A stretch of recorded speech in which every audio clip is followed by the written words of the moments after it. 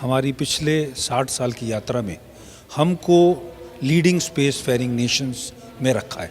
पर ये 4 से 8 होंगे, 12 होंगे, हो सकता है कुछ समय में फ्यूचर में हमारा अपना स्पेस स्टेशन हो।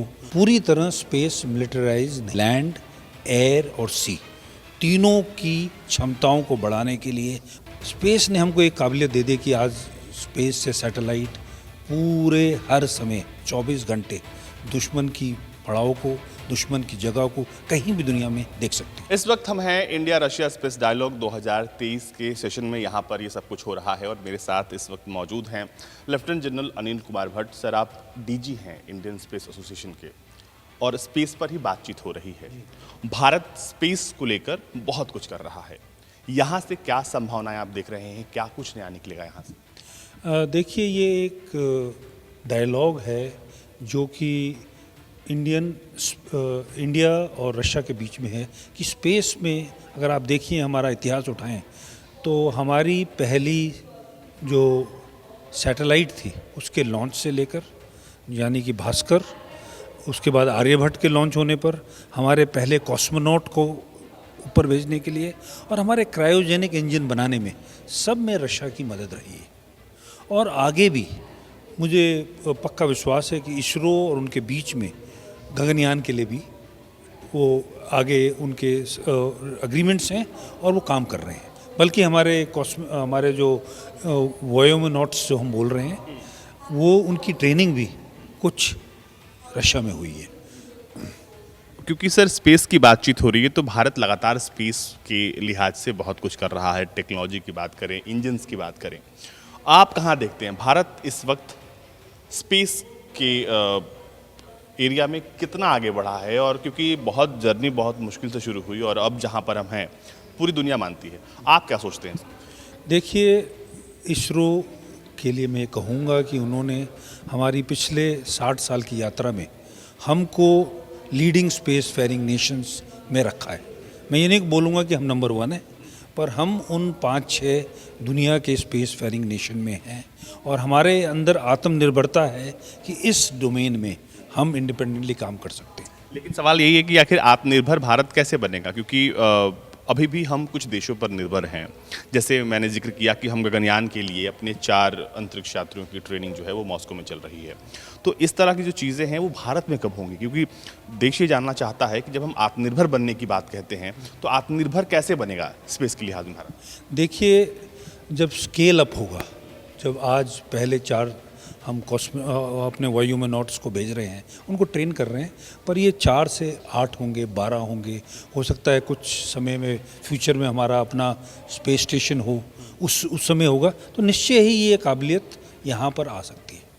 मुझे पूरा विश्वास है कि इसरो इस काबिलियत को यहाँ भारत में बना सकता है, पर अभी कम लोगों के लिए इसकी ज़रूरत नहीं देखी मेरे ख्याल, और इसलिए बनाया नहीं क्योंकि हर चीज़ में इसमें पैसा भी लगता है। और प्रैक्टिकल ये है कि जहाँ आपको ये फैसिलिटी मिल जाए और आपको बहुत ज़्यादा पैसा भी खर्चना ना पड़े, तो ये भी आत्मनिर्भरता ही है।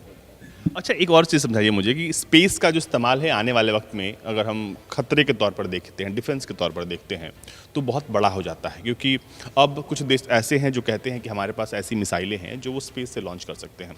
उस लिहाज से स्पेस कितना इंपॉर्टेंट है, स्पेस की टेक्नोलॉजी कितनी इंपॉर्टेंट है? देखिए, जो ये डोमेन है जिसे कहते हैं मिलिटराइजेशन ऑफ स्पेस, इसमें अभी टेक्नोलॉजीज़ किसी भी देश की डिमॉन्स्ट्रेटिव ही हैं। पूरी तरह स्पेस मिलिटराइज नहीं हुआ है, पर हाँ, स्पेस की जो फैसिलिटीज़ हैं वो बाकी 3 डोमेन्स, यानी कि लैंड, एयर और सी तीनों की क्षमताओं को बढ़ाने के लिए बहुत मदद करती हैं। पहला एग्जांपल मैं लूँगा ISR, जिसका मतलब ये है कि काबिलियत देखने की। स्पेस ने हमको एक काबिलियत दे दी कि आज स्पेस से सैटेलाइट पूरे हर समय 24 घंटे दुश्मन की पड़ाव को, दुश्मन की जगह को कहीं भी दुनिया में देख सकती है। और ये क्षमता बहुत ही कम देशों में है और खुशी की बात यह है कि ये हमारे पास है। दूसरी चीज़ हुई कम्युनिकेशन। सैटेलाइट से पहले कम्युनिकेशन जो टेरेस्ट्रियल मीन से था, सैटेलाइट कम्युनिकेशन बैकअप के लिए यूज़ होता था, पर अब लो अर्थ ऑर्बिट की सैटेलाइट्स आने से सैटेलाइट कम्युनिकेशन अब पूरे देश में ब्रॉडबैंड भी ये दे पाएगा। स्पेस दे पाएगा और इसका इस्तेमाल निश्चय ही सेना के लिए होगा। और तीसरा PNT यानी कि पोजीशन, नेविगेशन एंड टाइमिंग। कोई भी मिसाइल जो फायर होती है या कोई भी जो ट्रुप्स एक जगह से दूसरी जगह मूव करते हैं उनको नेविगेशन देने के लिए सैटेलाइट्स का इस्तेमाल है। इन तीनों क्षमताओं के लिए हमारे पास आज के दिन में काबिलियत है और सेना इसका इस्तेमाल कर रही है। पर फ्यूचर में क्या है, ये जो एसेट्स जो हमको मदद दे रहे हैं उन एसेट्स को कोई ख़तरा ना हो तो स्पेस सिचुएशन अवेयरनेस एक बहुत ज़रूरी अहम हिस्सा बन गया।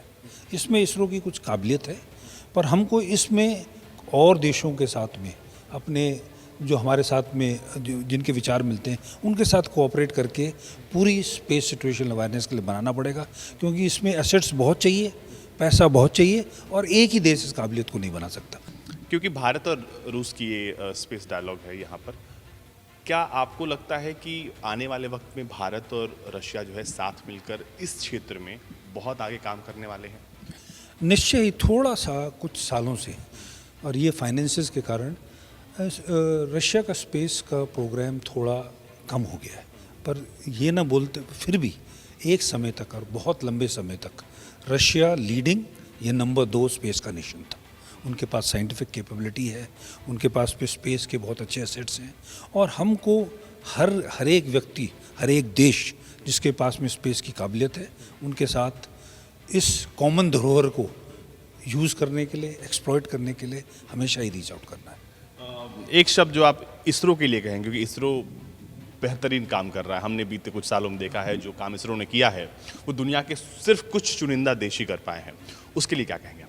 मैं ये कहूँगा कि जो न्यू स्पेस रेवोल्यूशन हम कहते हैं और जिसमें हम कहते हैं कि अभी प्राइवेट स्पेस आ गया है, भारत में जो नींव इसरो ने डाली है 60 साल की, उनकी जो लेगेसी है उसी लेगेसी पे हमारा स्पेस में अहमियत और आगे बढ़ेगी और इसरो इसमें हमेशा ही मेन एंकर रहेगा। तो ये थे हमारे साथ लेफ्टिनेंट जनरल अनिल कुमार भट्ट, जो बता रहे थे कि आखिर आने वाले वक्त में इसरो किस तरह का रोल अदा करने वाला है। और क्योंकि भारत इस वक्त अंतरिक्ष को लेकर बहुत कुछ कर रहा है, तो ऐसे में इसरो की का जो योगदान है उसको कहीं से भी नज़रअंदाज नहीं किया जा सकता है।